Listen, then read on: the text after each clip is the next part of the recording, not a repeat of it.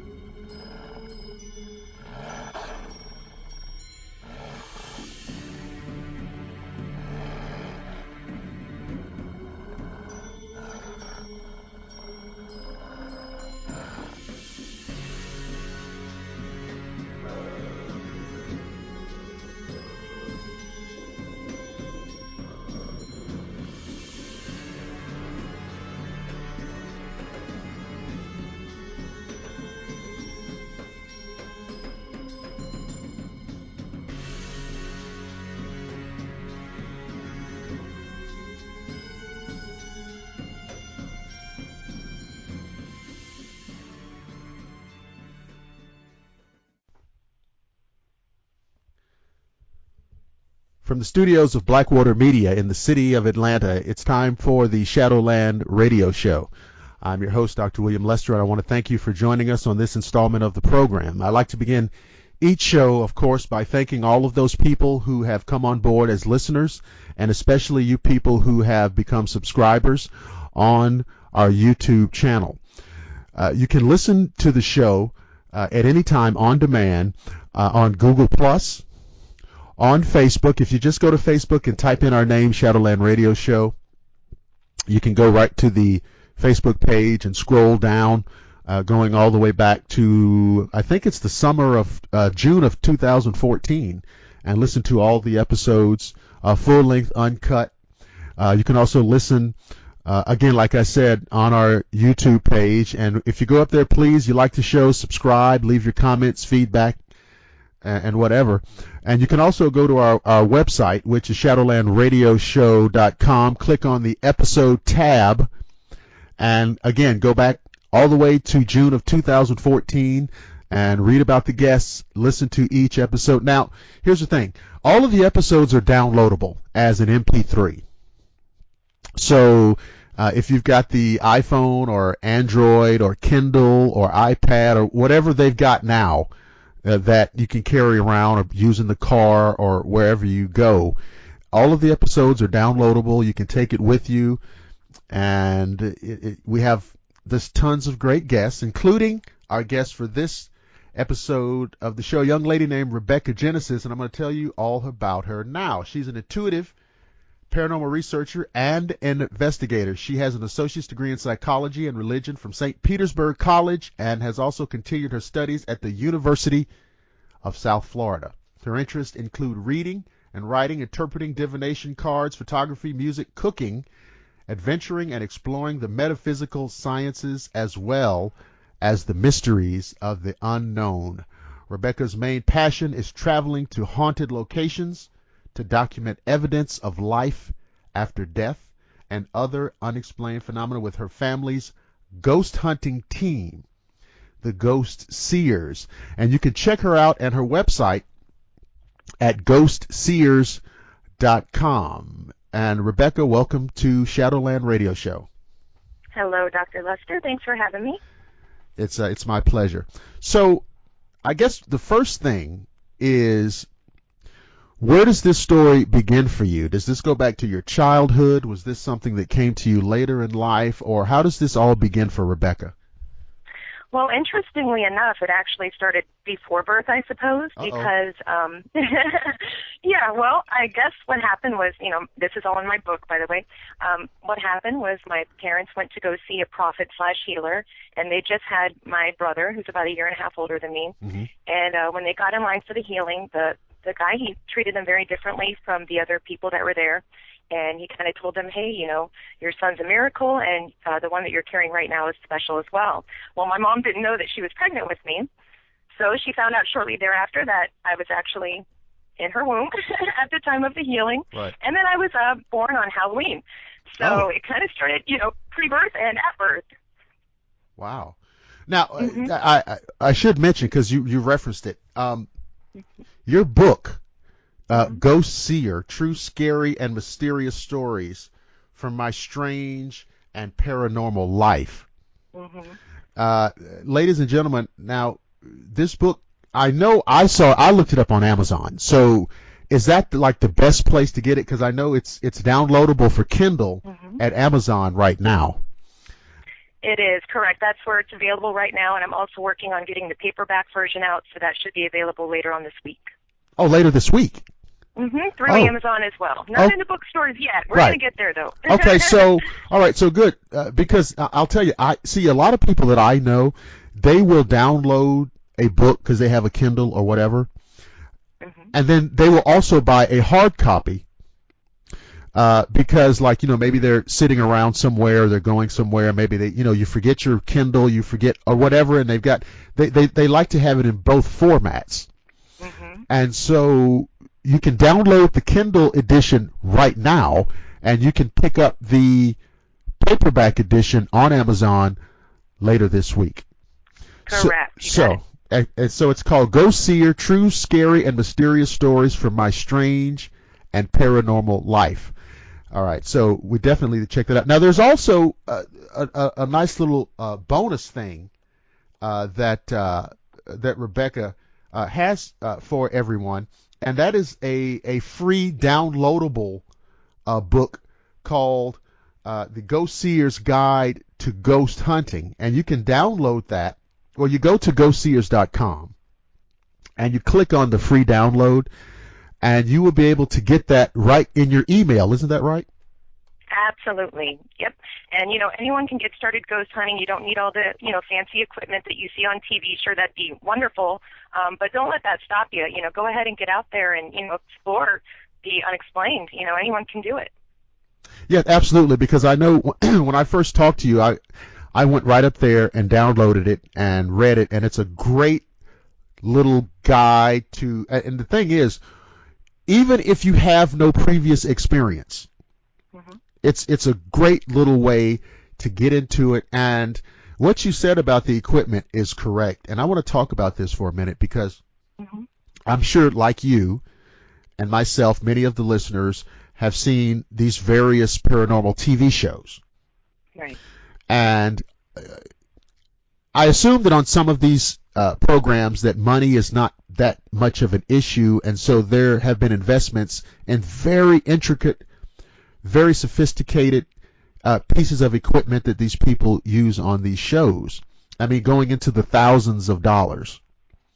Absolutely. And exactly. So I don't want any people out there who may have an interest to think that this is something that's out of their reach because they can't afford the hardware. What do you think about that, Rebecca? Yeah, I just got started with a camera and a digital voice recorder, and that actually comes on most smartphones. So you can get your digital voice recorder input uploaded to your laptop, analyze it, and you can get started with just your smartphone. Really, you don't have to spend anything. Right, exactly. And so, whether you're talking about, and a lot of these phones now have pretty good cameras on them. They're pretty good, and the digital voice recorders, of course. And because I know a lot of people are interested in seeing if they can capture EVPs and things like that. So yeah, it doesn't really take much if you're interested in getting into investigations or ghost hunting or paranormal research. Don't be intimidated by what you see on TV.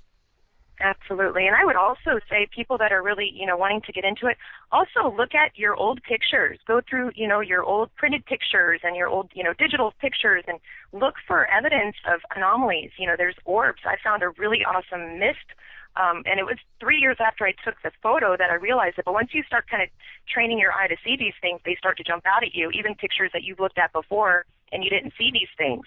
So I would say also you can get started by looking at your old photos. That's a good point. And, remember, especially if you are of a certain generation, of course, I have books and books photo albums filled with photographs that are not digital.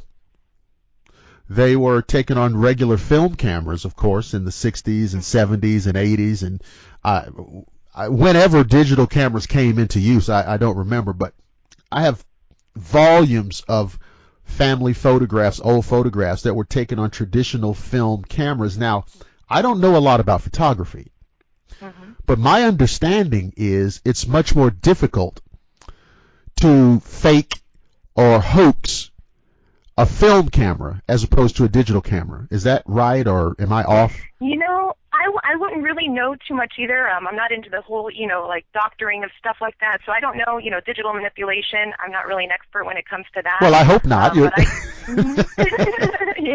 No, I'm looking for the real deal stuff. So yeah, but I've found orbs on old, printed Kodak pictures from the 80s, and I found them all over. So I was quite surprised once I did start going through my photo albums what I was able to find. I remember as a child reading a lot of, these kind of, I don't think they were using the term paranormal so much then, but books about, haunted houses and ghosts and this and that. And they'd have these wonderful old black and white photographs of these, what were purported to be ghosts. And at the time, the idea of hoaxing a photograph or faking, it never occurred to me. Right. And it was only, in recent years when we got heavy into the digital age, when this became, I never knew anything about Photoshop or any of these different, these different kinds of software. And right. So I think a lot of those older, well-known ghost photographs are a lot more interesting, simply because there's so much possibility today for people trying to play tricks, people trying to get attention, people wanting to get visits and hits to their website, and all of these type of things. And so I think it's interesting. And I do know some current paranormal investigators who also use film cameras.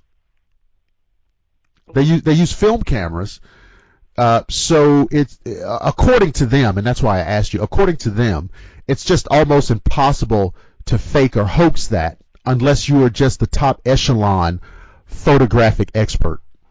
Gotcha. So yeah, it brings more credibility that way. Yeah. Yes, absolutely. All right. So okay, now you studied psychology in college. Correct. So it's interesting because doesn't psychology say that this stuff can't possibly be real? Well, psychology in and of itself is kind of all theoretical. Right.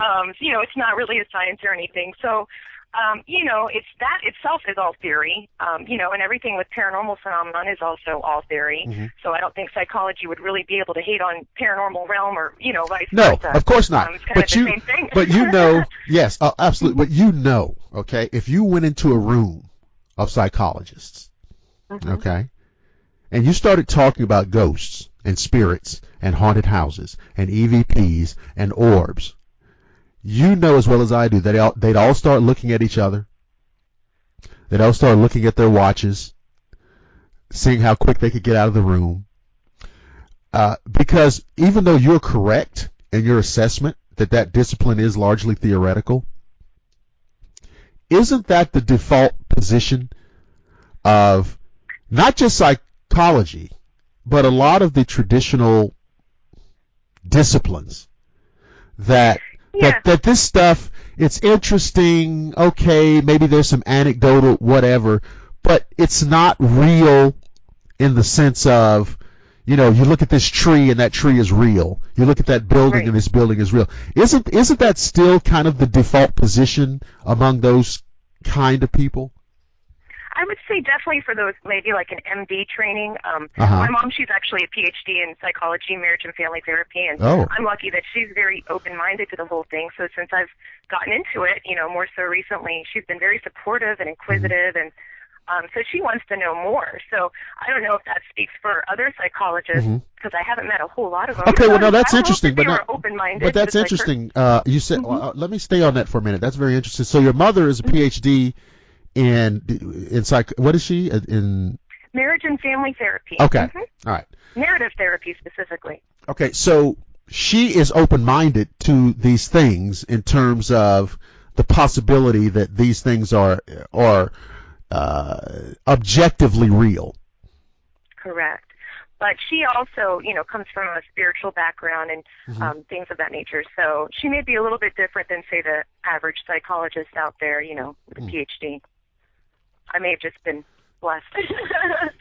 You were lucky. Well, no, it's funny because I have a similar background. My parents were educators, mainstream academic types. And they never dissuaded me from exploring these things. And I can remember various times as a child growing up asking my mother, asking my father, hey, is this real? Is this true? Right. Is it? And they would say the following thing. I don't know, but I guess it's possible. That's what they would say. And I think that was the greatest answer they could have given. Yes. That is good, because I was told a lot, when I was younger, that it was my imagination. Oh, no. A lot, not to say that was from parents, but, usually anyone that I would tell them, oh, I'm feeling this, or I'm thinking this, and I'm perceiving things that I don't understand, and I'm trying to relay them, and people are just kind of like, no, you're full of it. It's your imagination. Well, can you imagine? Can you imagine that? Listen, that people who have seen ghosts are just imagining it, or people who've seen flying saucers, they're just imagining it. People who have seen Bigfoot, they're just imagining it, and all, you know what I mean? All whatever phenomena you want to name, it's all just a product of human imagination. Right. And see, that cannot possibly be true. I agree. It can't possibly be true. So that means that there's something else to those manifestations. Correct. And I like even going back in history. I'm a history buff, and, there's accounts of Bigfoot from the Native American legends. There's old oil paintings, from, say, the 16th century with UFOs. So, yes. Even the Bible speaks of certain, UFOs. Oh, let me tell you. Oh, here we go. Here we go. Yeah, let me tell you something. Oh, we're going to have fun now. Just a few days ago, I was talking with an acquaintance of mine, and we were talking about Bigfoot. I can't remember how it started, but I said what you just said. I said the Native Americans were talking about Bigfoot before there were any Europeans on this continent. So it's not something that people just made up in the 50s. Sasquatch itself, the word, I think it's Algonquin. If I'm wrong, I'll get 100 emails correcting me. But I think it's Algonquin for hairy giant. And of course, there's lots Sounds good to me. Right, exactly. I don't speak Algonquin. But there's lots of other names for it. But they were talking about it 500 years ago, 700 years ago, as long as they've been on this continent. Yes. And absolutely, there are accounts in the Bible, and I love bringing this up because I'll get another 200 or 300 emails for even referencing this.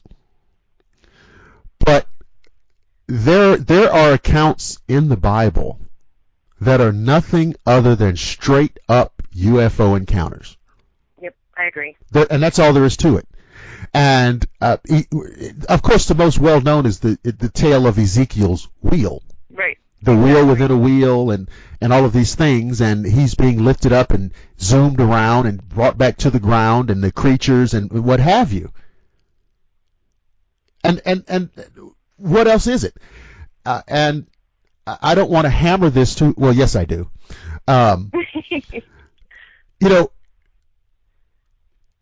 if you go back further in time, let's say 250 years or further back, okay, before the advent of hot air balloons, okay, right. Any further back in time than 250 years, there shouldn't have been anything in the sky except birds or clouds, right? Right. I would think. Nothing that was man-made. Right, exactly. That's what I'm saying. That's what I'm saying. So there shouldn't have been anything up there. And certainly, if a person lived 300 years ago, if they lived 1,000 years ago, if they lived 2,000 years ago, all of those people recognize birds. So we're not talking about a bird situation. We're talking about unusual aerial phenomena that they didn't know what it was.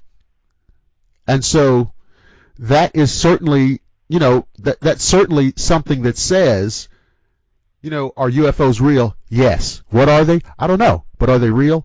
Yes. Right. And I always like to refer to the old ancient writings. I believe it's Ayurvedic. I don't know if I'm saying it correctly, but the Samanas. There's a whole scripture from India, about, from India, right? Machines. You mean from India? Yes, from India. Yes.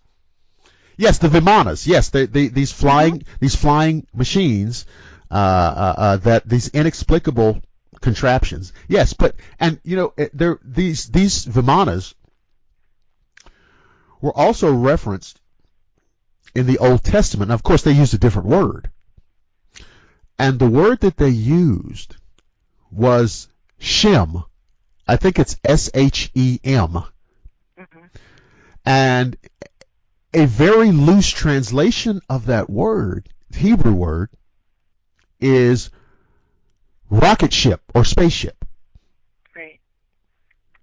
Now, those people, those Old Testament writers should not have been talking about rocket ships. Okay, I mean, not according to most historians. Right, but, I don't think they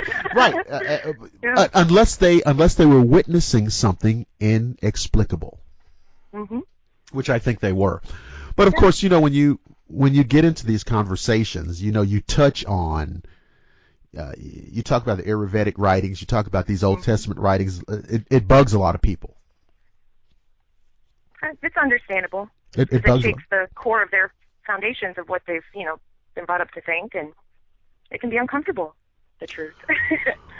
Well, then and you're right, but I would ask those people, and I would challenge them with the question, well, how is it that you think we make progress? Mm-hmm. But, we get rid of the old. I mean, the laser is not a new kind of light bulb. It's a different kind of physics.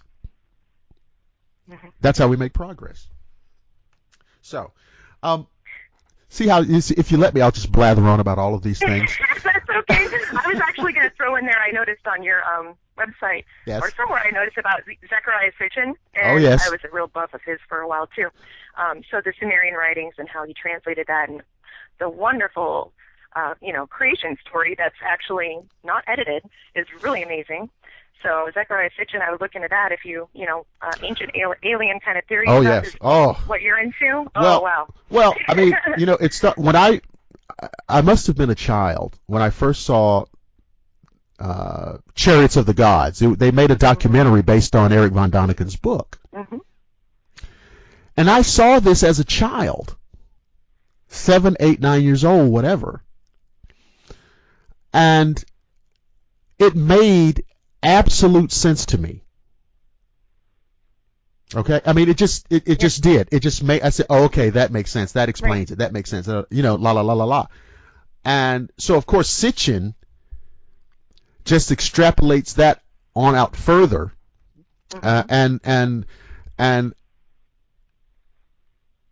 I think that people have pointed out, here and there are very minor little mistakes that he made in his, but when you do the level of work that he did, right, it's not going to be 100%. I mean, the man was a researcher, right? Researchers make mistakes, but the larger issue of these extraterrestrial visitations in antiquity is the real issue, and I think he was right about that. I think he was right about it. Yeah, I would have to agree. I mean, I've read the Bible a couple times, in my college studies. Sure. And, because you studied religion too, right? It doesn't really resonate. It's hard to kind of understand where it's going sometimes. And, when I was reading the other creation story, that Zecharia Sitchin proposed, it just kind of felt, it resonated. It felt right. Right. And so it was just a mind blower. It's like, wow, this well, makes sense. that's it. No, and the thing too is, yes, we talk about, listen, we know what's in the book of Genesis as the creation story is ostensibly an abbreviated, truncated version of the earlier Sumerian creation story. So by the time the Hebrews became a literate, cohesive culture, that story was already old. So it did not start with them. Neither did the story of the flood. All of these things, even by the time of the writing of the flood story, that story had been circulated in Egypt for a long time. Yeah, absolutely, completely recycled. Right. And so I think where you get in trouble, where you get yourself in trouble, and you've probably seen these things on TV. Where you think that you're going to go over to, every few years these guys go over to Turkey, where Mount Ararat is located. Right. Every few years you find these guys, they get some money from somewhere. They go over to Turkey, they climb the mountains, and they're looking around. And there's no boat. And I've been saying for 20 years, 25 years, you guys can go over there every day. Right. And there's no boat. Yeah. And there's no boat because, and, this is where everybody gets angry. Right. It's a story. It's a story that has a message. It's a story that serves a purpose. It's a story that was told and retold, again, even before the Hebrews knew how to write. But it is a story, and there's no boat. And it doesn't mean that there's no God. Right. So the idea that boat story has to be true for God to be real is, to me, and again, I got to be careful here, to me, it's kindergarten logic. Right. Okay. I agree with you. So, good. You're good with me. Okay. So these are the many types of things that we see, going back in ancient times. And if you want, and really anybody who wants to study these things, people who are interested in cryptozoology, people who are interested in aliens or flying saucers, whatever, you know what you should do? Go back and learn ancient history. Right. Start there. Because it doesn't start with Roswell. Not at all. Oh, no. Yeah. So now listen. It goes way, way back to the beginning. Listen, yeah, listen. I don't want to. I'm sorry. I don't want to trail too far off of what you're really, where your real work focuses. And I know on the GhostSeers.com website that you have the Ghost Seers Gallery. All right. And there's some really interesting things there. And I see this. What is this Yellow Jacket mine? What is this all about? Okay, so back in the 1800s, Virginia City sprang up, an old gold and silver mining town in Nevada. And the Yellow Jacket mine is where 35 or so miners were killed in a fire. Whoa. Yes. It's situated right behind the Gold Hill Hotel. And there's actually a cabin. It's a miner's cabin right next to the Yellow Jacket mine where you can actually still rent this out. I believe the hotel's still operating. It was last summer. So, you can rent out the cabin. It's right next to this mine. The Ghost Adventures crew went there. They got some crazy EVPs and whatnot. we went out there and we got some really great evidence, and we actually found a little bottle of Jack Daniel's whiskey. What? We found a little bottle of Jack Daniel's whiskey, probably left behind from, some people that rented out the cabin. So I was like, well, this is a perfect trigger object, So I did a little offering and poured some out, the spirits, and put it there. And not too much, I hope. I didn't drink any. Oh, see, now you squandered a great opportunity. But go ahead. I'm not a whiskey girl, but yeah, we got some really great orbs. We didn't really get any EVPs or anything like that, but when we were doing an EVP session, I did, was speaking to the spirits, and I asked if any of them could manifest themselves, and I got a really cool mist. So really neat mist that I got that's right there in the gallery.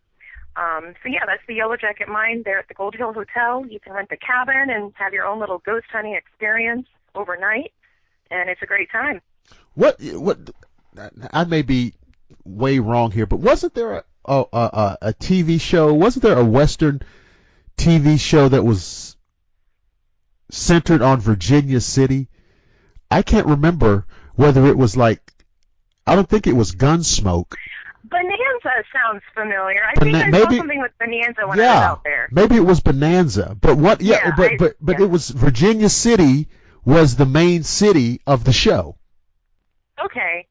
Yeah, I wasn't really watching Bonanza, but it does ring a bell that when I was out there, that was kind of around. Yes. Yeah. So now what about? And I don't know if this is the same thing, but the Gold Hill Hotel and Saloon. Mm-hmm. Is that the same? Right, is that the same place? It's all part of the same place. The cabin and the Yellow Jacket Mine are kind of towards the back, up the hill a little bit, and then the actual hotel itself, it has its own hauntings and legends for certain rooms. Mm-hmm. So even if you get a room inside the hotel, I think I'm not going to quote what room it is because I don't remember, but there's a couple of them you could just look on like Travelocity or just Google it and you'll find out the story. Wow. Yeah, and I went and I hung out down there at the saloon and talked to a couple of the, regulars and local townspeople and stuff. And actually the woman who was bartending, she let me kind of go around and in the back and take some pictures and video and whatnot. So that was really cool. I'm not going to say her name. I don't want to get her in trouble. No, please don't. No. Yeah. It was, really cool experience. Wow.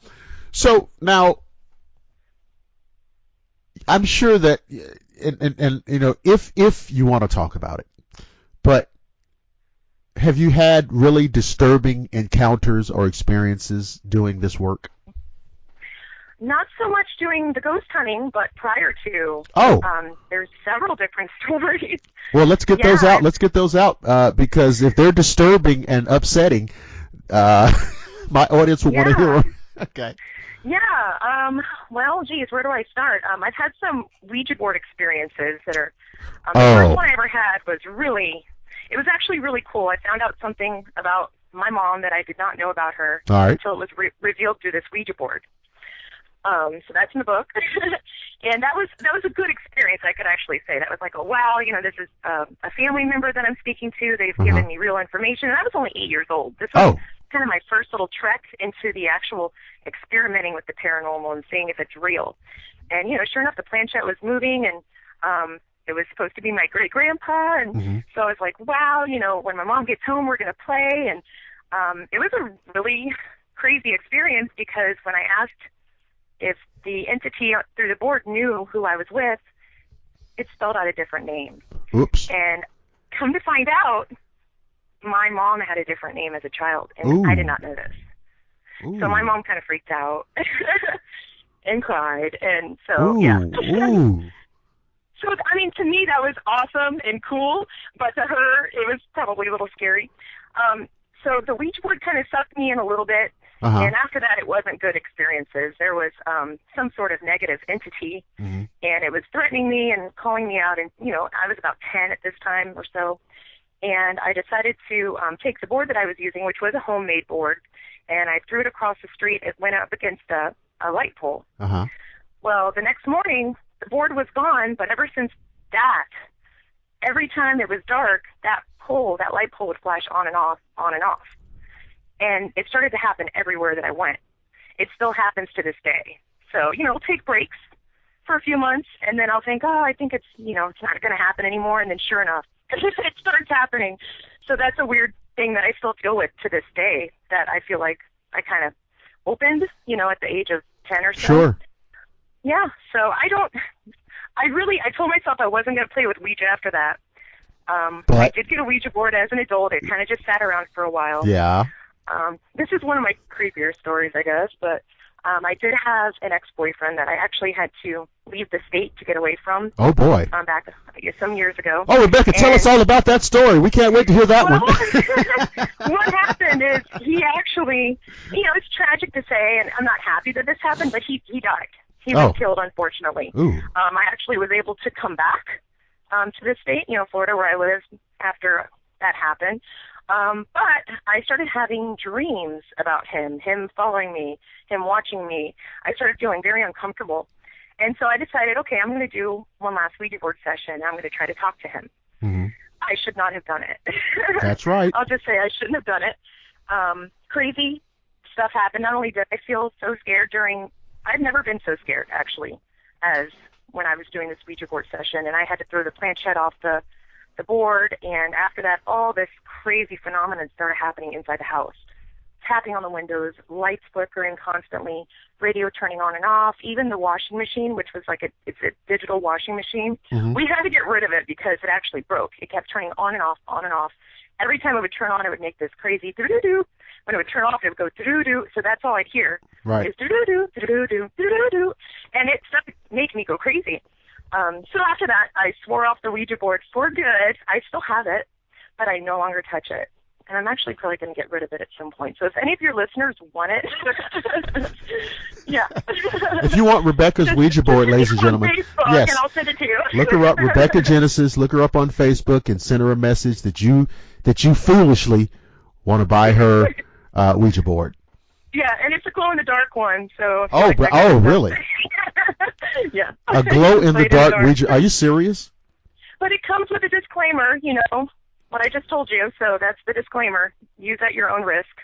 Yeah, with the disclaimer, it's right. It's like, if your house becomes overrun by raging demonic forces, mm-hmm. do it. Do it at your own risk. Or stalker ex-boyfriend. I still don't know if it was demonic forces or him, But after I did that session, I did have another dream. I woke up in my bed, or so I thought I was awake, and he's laying next to me, and he's just looking at me, smiling. And it was creepy, but it was the last kind of interaction I've ever had with his spirit. So you said, whoa, back up. Mm-hmm. Wait a minute. You were laying there, and you looked over, and yes, and he was laying there just looking at you? Now, it was a dream. It was a dream within a dream. Like, I thought I'd woken up from a dream. Uh-huh. And this is how I've had a lot of my visitations, is as I'm sleeping. So, yeah, it was a dream within a dream. I thought I was awake. So it felt like I was awake, but he was laying there next to me. And then I finally realized that I was not quite awake. So I did, kind of, wake up. So... And now, when you really woke up, and it was terrifying. Right. So when you were wide awake, though, how freaked out were you? Well, yeah, once I woke up, it felt just as real as if I had seen him there, and I wasn't sleeping. And that's how it is to me. I've had a lot of ghostly visitations, both good and bad, while I'm sleeping. Wow. A lot of them uninvited. And, so I like the good ones, the bad ones, it just kind of goes along with the territory. Wow. Mm-hmm. So, so now, are these, now I know that's a personal thing because that was a, kind of a relationship thing. So mm-hmm. are these detailed in the Ghost Seer book, that's on Amazon or? Absolutely. Yep. Okay. So, see, ladies and gentlemen, if you want to get the real lowdown on this stuff, you are going to have to download this book. Now, the cool thing is, and I pulled it up on Amazon. Look, guys, it's only $2.99 to download this book. Okay, I mean, are you serious? It's an absolute steal. The ghost hunting guide is free. Right. The ghost hunting guide is free, so you get that, and then you get you get her book for $2.99, and you got all of this for just $2.99, and then later on this week, you pick up the paperback And I mean, listen, how much do paperbacks cost? I mean, this is like a real bargain to get, this much information from Rebecca Genesis. My paperback, I think I'm going to set it at $9.99. I'm working on the cover. Yeah. I'm getting that finished, and then once that's good to go and Amazon approves it, it'll be up there. So. Oh yeah. In just 2 or 3 days. Mm-hmm. Yeah. So I mean, you can't beat this. So I'm gonna give this to Shadowland Radio full endorsement. Get the book, and don't do what you usually do. What you usually do is you email me later. How can I get the book? And we're telling you now. Amazon.com. Rebecca Genesis, Ghost Seer, True Scary and Mysterious Stories from My Strange and Paranormal Life. This is the Kindle edition, paperback edition later on this week. Go to ghostseers.com. Now, when you go up there, the first thing you'll see is download our free Ghost Seers Guide to Ghost Hunting. Get your copy today. And you click on where it says free download. So you're going to get that free. And that comes right to your email. And it's a great little resource guide, I think, for you folks who are interested in paranormal research. Now, Rebecca, what else is on the table for you? What are you working on? What are you doing? What's coming up for you? Well, really, I'm really trying to get my website going. I just launched it on the 15th of this month, January. Oh. So I'm trying to get a bunch. I have so much content to put on there, so it's a matter of just finishing the blogs and getting them all SEO'd and, getting my galleries built and whatnot. So, but as far as ghost hunts, we're going to go back to Virginia City this summer, and we're also going to check out the haunted ghost town of Bodie, California, Bodie. Okay. So that's like an actual ghost town that's abandoned and, rumored to be haunted. So we're going to check that out. And then I like to do a bunch of spontaneous stuff. So, who knows what I'm going to be doing, really, Also, part of the ghostseers.com website is your blog. And so people can check back there to kind of keep up with what you're up to. And because I noticed that you talked about ghost hunting in the old Wild West. And that's always, that just creeped me out right there. So make sure, guys, that you pick up the Kindle edition of the book. Make sure you pick up the paperback edition later this week. Make sure you get the free copy of the Ghost Hunter's Guide. And I think it's just a great thing all the way around. So, ladies and gentlemen, we are at the end of another edition of the Shadowland Radio Show. Our guest has been Rebecca Genesis, all things paranormal, and I was even able to squeeze in some other type. We talked a little about aliens. Hey, I love talking about all that. I'm telling you, and so I mean, you got into some ancient history, some Zecharia Sitchin, and some Bible, and so we had a well-rounded, comprehensive show. So Rebecca, listen. At a later date, am I going to have any trouble getting you back on the show? Absolutely not. Was it hard the first time? Oh, no, it was cakewalk. Thank you. Yeah, and you're my first, podcast, so this was great, a wonderful experience, and really I'm glad that you gave me the opportunity. Well, we loved having you on the show, and we will absolutely do so again. Ladies and gentlemen, let me remind you of a couple of things. Beginning this past week and for the next couple of weeks, I'm presenting to you on the show a series that I've developed for you to listen to, and many of you have expressed that you've enjoyed it so far. So it's going to continue for the next couple of weeks. It's a series called The Ghosts of the Alamo, and it's a very interesting kind of weird combination of American history and paranormal manifestations surrounding this pivotal event in American history. In 1836, of course, the legendary siege of the Alamo. So I want to thank you guys for listening. We've got two episodes of it have been posted already. We'll get episode 3 posted up this week, and there'll be a couple of more. So I really appreciate you guys following along that narrative. Be sure to remember you can listen to the show on Google+. You can listen to the show on Facebook. Just type in our name, Shadowland Radio Show, in the Facebook search engine. It comes right up. Also on our YouTube channel, Blackwater Media, or just type in Shadowland Radio Show. Either way, it's going to come up. Everything's there. Also, our website, shadowlandradioshow.com. Also, guys, check out, I think the Shadowland Radio Show store is up and working. Now, it's not fancy. I don't think there's much up there. I think there's a coffee mug and a T-shirt. But the coffee mug is really cool. I've seen these folks online selling these coffee mugs, and they tell you, oh, you can't put it in the dishwasher. What is that? Right. What are you doing? Yeah. What are you talking about? What kind of are you? So I'm not. This is not the official Shadowland Radio Show coffee mug. Is not some cheap piece of whatever from China or wherever they make these things. You can put the Shadowland Radio Show coffee mug in the dishwasher and get it as clean as possible. I thought that was the silliest thing I ever saw in my life. And I think there's a T-shirt. I can't remember whether it's a Bigfoot logo. Well, we have the show logo, and I think you can get Bigfoot or an alien. Just go up there, shadowlandradioshow.com. Click on the episode tab to hear all of the shows. You can download the shows as an MP3 file. Get your T-shirt. It's all groovy, and we love you. So, I want you guys to keep in mind that until we're together again, I don't want you to freak out. I don't want you to flip out. I don't want you to go crazy. Because I promise that I will see each and every one of you again on the flip side.